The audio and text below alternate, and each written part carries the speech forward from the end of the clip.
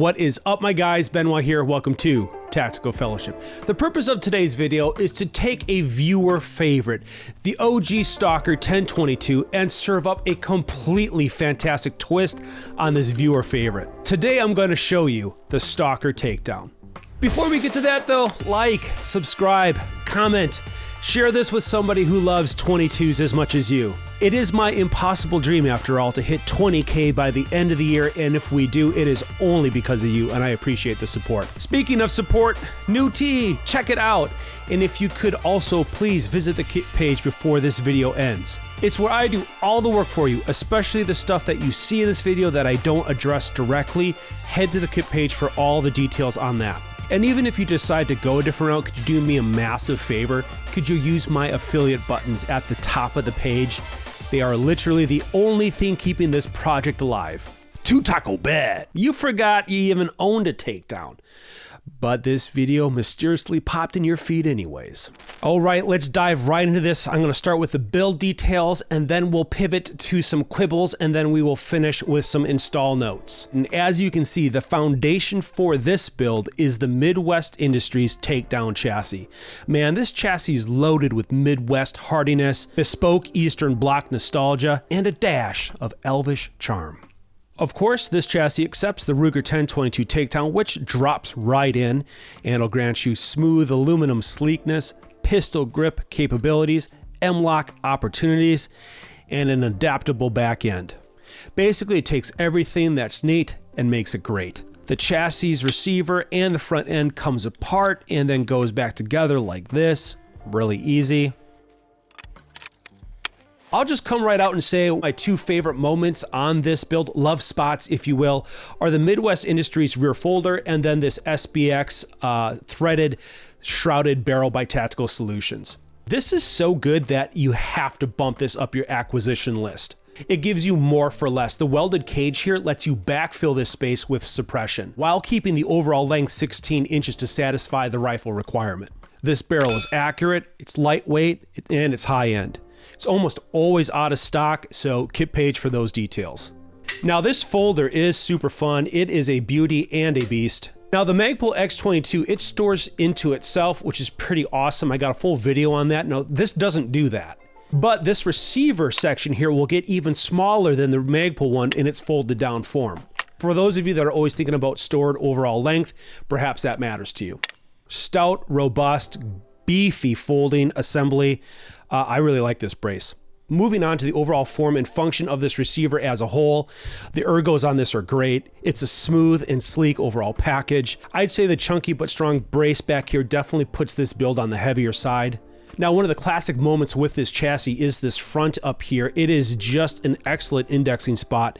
It's where my hand wants to be on this, so it's really not improved by a vertical grip, so I left the vertical grip off of this. My hand wants to index here. You'll probably just like it like that as well. Also, I left the M-lock rich front end here actually completely empty, but there's ample space up here for lights and knickknacks and whatever you would want to put on it. Also, to be sure, for those of you that are wondering if you should even tempt the barrel junction interlock gods on the takedown, I haven't noticed any POI shift with having any extra torque on the front end. I did a small test to satisfy my own curiosity in the last video, and I was happy with my results at like 25-30 yards just using a red dot. So I'm not concerned about having stuff up here, and maybe this can be an encouragement to you as well, but do your own testing when it comes to POI shift and what acceptable accuracy is going to look like to you with the potential of the junction here shifting POI with extra force being applied to it. Moving on, I put a B5 grip on this. It is the right call for this build. It's got a tighter angle. This is the black multicam version. I just wish that more companies made a thumb rest version, because when I'm wanting to shred or be accurate, it does feel really great to have your thumb on this side as you rock and roll. But dude, this is a nice looking grip on this. Do not pass up the oft overlooked but ever humble Valkortsen parts, such as the auto bolt release, the charging handle, and their extended mag nub. Honestly guys, it makes the manual of arms so much more enjoyable and intuitive on the Ruger. Real quick on the trigger, I have a Ruger BX in this. It makes it slightly better. You got to understand that the trigger that Ruger puts into this, the OEM one, is the most baseline trigger that can be put in this and have it still function. So the BX is a good upgrade for this. It has a noticeably light 2.5 to 3 pound trigger press, whereas this OEM one is more around 6 pounds. It has less slop, it's crisper on the reset, it's a really easy install. And if you pair this with the Valkortsen upgrade parts for the 1022, you have a pretty awesome trigger win on the cheap. This build was a champion. It performed flawlessly for me, except for that one time that I had some older Ellie 1022 that had way too much grease residue on the outside and it was a muggy day. Then my gun ran like poo.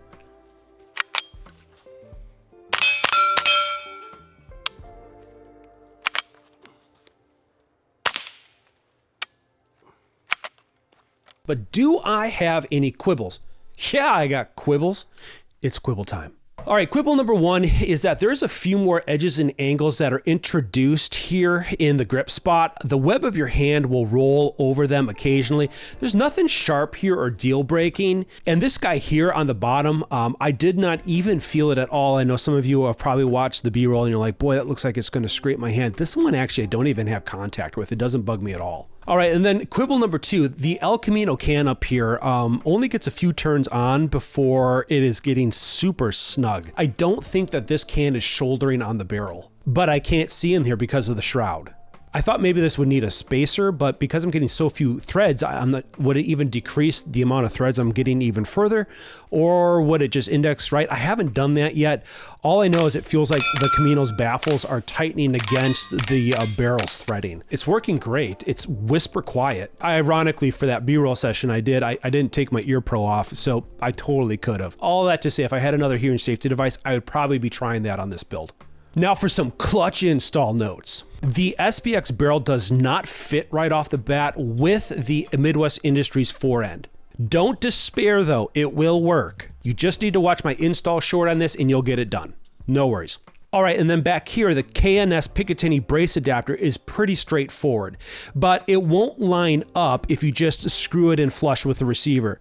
Yet again, you're just gonna need to watch my install short on this and I'll get you squared away, no problem. Next install note is the red dot mount. This is by Midwest Industries.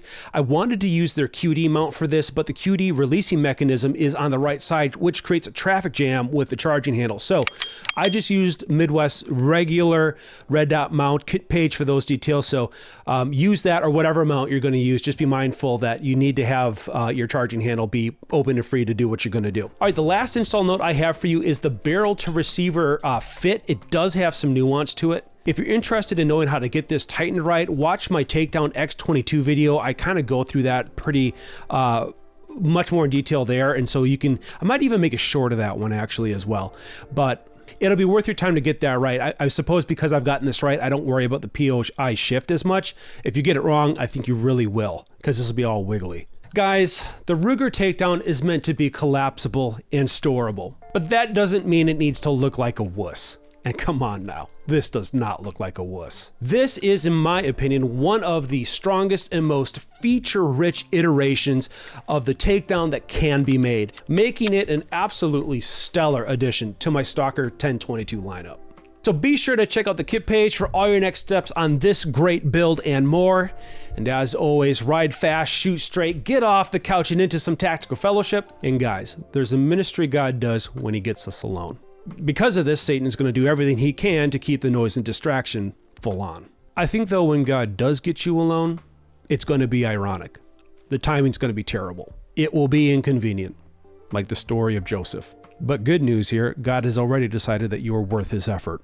If you can, man, God's grace and mercy, dude, be open to God and his dealing with you. Give God some time here. The truth of it is that battle and blessing go together. And there's times when God needs to wrestle something out of you in order to put a blessing in you. Wounds and weaknesses. You want to know something interesting about those? I think they're actually entry points for God's spiritual power.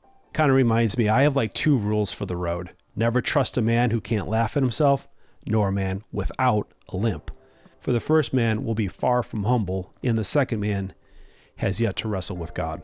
You know, guys, we can get humbled, but never become humble. Just something to think about. Very good. I'll see you guys next time.